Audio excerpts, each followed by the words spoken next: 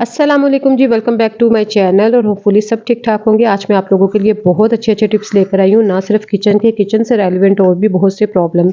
चलिए स्टार्ट करते हैं। होता है कुछ यूँ है कि जब हम किसी अपने स्टॉलर पर या दुपट्टे पर इस तरह से सेफ्टी पिन की ज़रूरत हमें पड़ती है, हम लगा लेते हैं तो सम टाइम क्या होता है, सेफ्टी पिन के अंदर हमारा दुपट्टा, स्टॉलर, कपड़ा फँस जाता है, जिसकी वजह से सम टाइम तो उसको निकालने के दौरान में उसमें होल भी हो जाता है।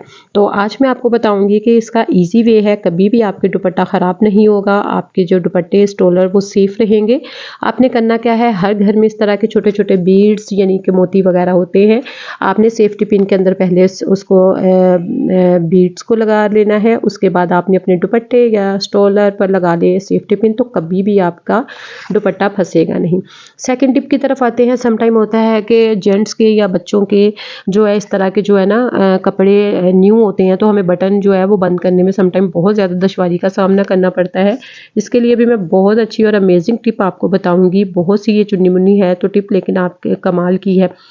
आप ज़रूर ट्राई कीजिएगा, आपको अच्छी लगेगी। आपने करना क्या है जी, इस तरह से बटन में सेफ्टी पिन डाल के और सिंपली काँच के अंदर से आपने सेफ्टी पिन को ईज़िली निकाल लेना है, बटन बंद हो जाएगा। आप ज़रूर ट्राई कीजिएगा, आपको अच्छी लगेगी और काफ़ी हेल्पफुल ये टिप लगेगी।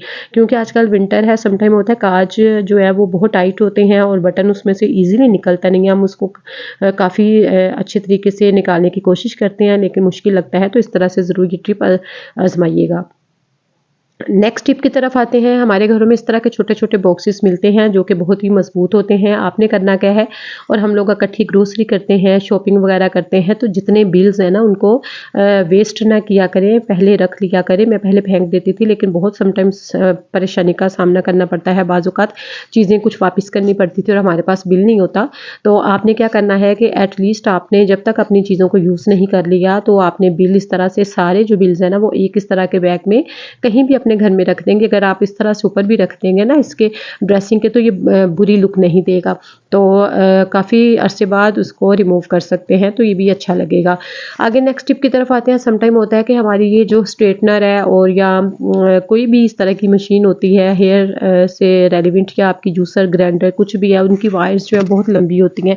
हमने स्विच भी में अगर लगानी होती है तो वो वायर बहुत लंबी होती है। आपने करना क्या है, सिंपली और जब हम रखते हुए भी जो है ना वो काफ़ी ख़राब लुक आती है। तो हमारे घर में मास्क तो बहुत ज़्यादा पड़े हुए होते हैं और अक्सर मास्क जब हम यूज़ करते हैं या यूज़ करने के दौरान में उनकी जो स्ट्रिप्स है ना वो ख़राब हो जाती हैं और हमारे लिए वो वेस्टेड होते हैं। बट आपने उनको फेंकना नहीं है, फेंकने से पहले इस तरह से उनकी स्ट्रिप्स जो है वो निकाल लेनी है, जिस तरह के मैंने निकाल ली। और आपने क्या करना है, इस तरह से वायर को अच्छे से लपेट के, और जितनी आपको वायर नहीं चाहिए जो एक्स्ट्रा लगती है, इस तरह से इसको इसके साथ आपने बांध देना है। इजीली ये जिधर को आप टर्न करेंगे वो हो जाएगी और आपने इस तरह से बांध देना है। ये देखें, स्विच में भी लगा सकते हैं अगर पास कहीं लगाना है, चाहे वो किचन में ग्राइंडर वगैरह हो। और यहाँ ये हमारे स्ट्रेटनर अगर कहीं भी रखना है तो वो उसकी जो वायर है ना वो अजीब उलझी हुई नहीं होगी, बहुत ही अच्छी ऑर्गेनाइज हो जाएगी। आगे बढ़ने से पहले आप लोगों से रिक्वेस्ट है, जो न्यू है चैनल को सब्सक्राइब कर लें, बेल आइकन के बटन को लास्ट में प्रेस कर दें। तो यहाँ पर एक और मैं आपको छोटा सा टिप बताती हूँ कि इस तरह के जो है ना बॉक्सेस हमारे घरों में आते हैं, कभी मिठाई के लिए और कभी जो आपने अगर कोई चॉकलेट्स कैंडीज़ वगैरह ली हैं उसके लिए, तो इनको फेंकने की बजाय आपने इनको क्या करना है, इनसे भी काम ले सकते हैं। मैंने अपनी इस बॉक्स के अंदर जो है ना, इसके अंदर मैंने अपनी तमाम जो बड़ी बड़ी इयरिंग्स एंड ज्वेलरी वगैरह वो रखी हुई है। और आप एक तो आसानी के साथ ये ऑर्गेनाइज भी हो जाती है और आपको पता भी होता है हमारी ज्वेलरी कहाँ है। अगर हम जैसे मर्जी कहीं फेंक देंगे तो वो उलझ जाएगी आपस में, और हमारी जो महंगी महंगी ज्वेलरी होती है वो ख़राब होने का खदशा होता है। तो ये देखें, अगर हमने ऑर्गेनाइज़ किया होगा हमें पता भी होगा हमारी फ़लाँ चीज़ कहाँ पर है। तो इस तरह का जो बॉक्सेस है बहुत ही सस्ते रेट पर मिलते हैं, आप ये इनसे भी काम ले सकते हैं। ये देखें, अगर लटकने वाले जो इयरिंग्स हैं, इनको जो मुझे लगता है कि ज़रा थोड़े से नाजुक से हैं, इनको इस तरह से मैंने रखा है कि अगर ये सारे मिक्स ना हो तो ताकि ख़राब ना हो सके, इसको इस तरह से भी आप हैंग कर सकते हैं। बाकी ज्वेलरी जो है ये वाली सेफ तरीके के साथ जहाँ मर्जी रखो, ख़राब ना होने वाली है। तो इस तरह से सबको मैंने एक दूसरे के साथ रखा हुआ है, तो ये मेरी ज्वेलरी जो है वो बहुत ही अच्छे तरीके से ऑर्गेनाइज है। और ये छोटा सा ऑर्गेनाइज़र है जो कि मैंने दराज से मंगवाया था, इसमें पार्टीशन बनी हुई है, चाहे तो आप पार्टीशन इसकी अलग अलग कर सकते हैं। इसमें मैंने छोटी छोटी सेफ्टी पिन्स रखी हुई हैं और छोटे छोटे जो मेरे यहाँ पर है टॉप्स वगैरह है, इयरिंग्स हैं, छोटी छोटी बारीक सी चेन्स वगैरह, इस तरह की ब्रेसलेट है और चेन नुमा, और ये चीज़ें मैंने रखी हैं ताकि ईजिली ये सेफ़ भी रहे अलग-अलग पार्टीशन में, और मुझे ढूंढते वक्त इसकी इनकी परेशानी भी ना हो, ये आपस में तमाम ज्वेलरी जो उलझ कर ख़राब भी ना हो सके। चलिए जब किचन की तरफ आते हैं तो जैसा कि फ्रूट्स जो है गर्मियों सर्दियों हर घर में आते हैं, तो समटाइम होता है क्या है कि फ्रूट्स हमने चाहे किचन में रखे हुए होते हैं ना या डाइनिंग के ऊपर रखे होते हैं, तो अजीब इनसे मक्खियाँ और मच्छर वगैरह पैदा निकलते हैं, तो जो कि बहुत ही अजीब लगता है। और आपने करना क्या है कि जब भी आपने फ्रूट किसी बास्केट टोकरी वगैरह में रखने हैं, सबसे पहले एक साफ़ कपड़ा ले लें, उसमें आपने वाइट विनेगर यानी कि सफ़ेद सिरका लगाना है। जिस बास्केट में आपने फ्रूट या वेजिटेबल रखनी है, तो आपने इस तरह से पहले पूरी बास्केट के ऊपर वो कपड़े को लगा लें, और आप यकीन करें कि बाद में आराम से आप जितना भी फ्रूट या सब्ज़ी वगैरह ना इस तरह से अगर आप रखेंगे ना, चाहे जितने भी दिन, तो आपके जो मच्छर और छोटे-छोटे और जो कीड़ी मक्खियाँ वगैरह ना वो टोकरी के करीब नहीं आएँगे।